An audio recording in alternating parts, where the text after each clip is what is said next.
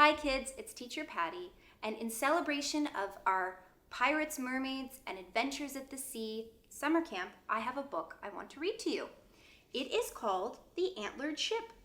Dashka Slater wrote all the words, and the Fan brothers drew all the pictures. Let me take the jacket off so it's out of our way. And I love this first page. You can see all the map that the author or the illustrator drew. There's the ship.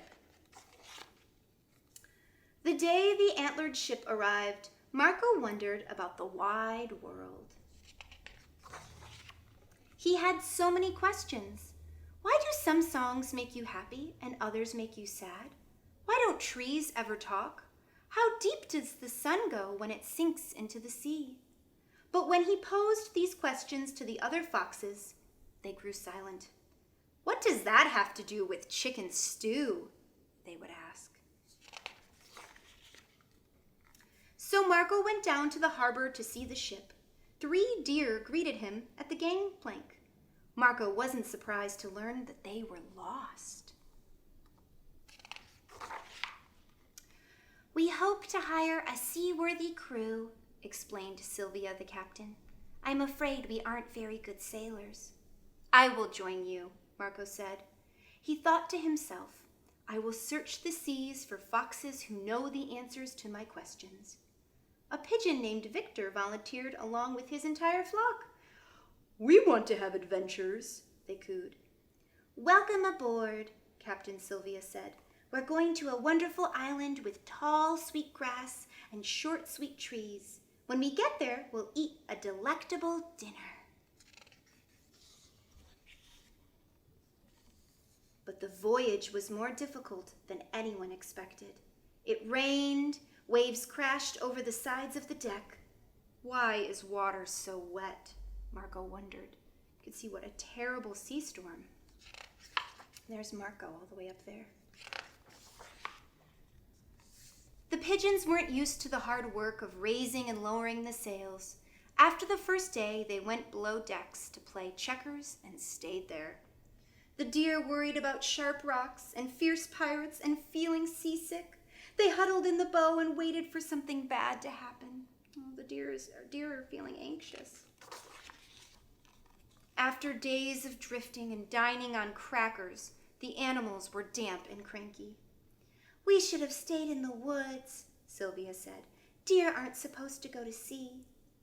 We should have stayed in the park, added Victor. Pigeons aren't supposed to do hard labor. Marco eyed the deer and the pigeons. Foxes aren't supposed to be vegetarian, he said. Still, we must do the best we can. That evening, Marco found a recipe book in the galley and cooked a warm and reviving stew. Should we look at the charts? He asked, after everyone had eaten. We might find adventure here, said Victor. And trouble here, said Sylvia. But we'll find the island with the tall, sweet grass and the short, sweet trees here. And perhaps foxes, too, Marco thought. Foxes with answers. As they plotted their course, the wind picked up. The storm clouds thinned into marvelous swirls. Raise the sails, Sylvia cried. In the morning, they came to the maze of sharp rocks, each one large enough to tear the bottom from the boat. But the pigeons flew ahead, tracing a path through the shoals and sharp rocks to the safety of the open sea. You can see the pigeons there. Ooh, look who are these creatures. The next afternoon, a pirate ship burst from behind a rocky island. Turn over, ye treasure, the pirate captain bellowed, or we'll put a hole in ye helm. Look at that. There's a parrot. What ferocious pirates. Lower the antlers, Sylvia commanded. The ships clashed and crashed and smashed until the pirates turned and fled. Phew! You can see their pirate flag over there. That evening, an island appeared on the horizon with tall waving grasses and short swaying trees. We found Sylvia cried. We've triumphed, Victor cooed. Do you see any foxes? Marco asked.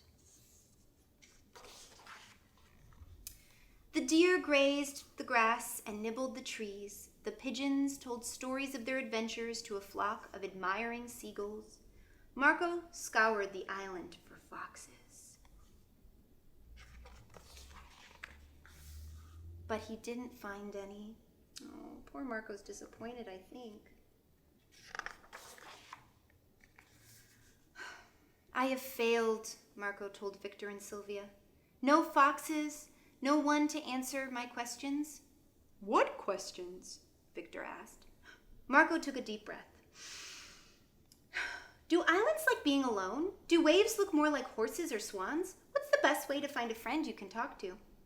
The last one's easy, Sylvia said. You make friends by eating together. I disagree, said Victor. You make friends by having adventures together. Maybe you're both right, Marco said. But I think you make friends by asking them questions. Well then, mused Sylvia, should we head home tomorrow? Or should we visit the island of scrumptious shrubbery? Are 2 adventures enough? Asked Victor. Or should we have at least one more? Is it better to know what's going to happen, wondered Marco, or better to be surprised? There were so many questions left to answer, and so many more to ask. So in the morning, they raised the anchor and hoisted the heavy sails. They knew now that the wind would come and go. The clouds would sometimes make marvelous swirls and sometimes make them wet, and that everything they hoped to find could be found aboard an antlered ship.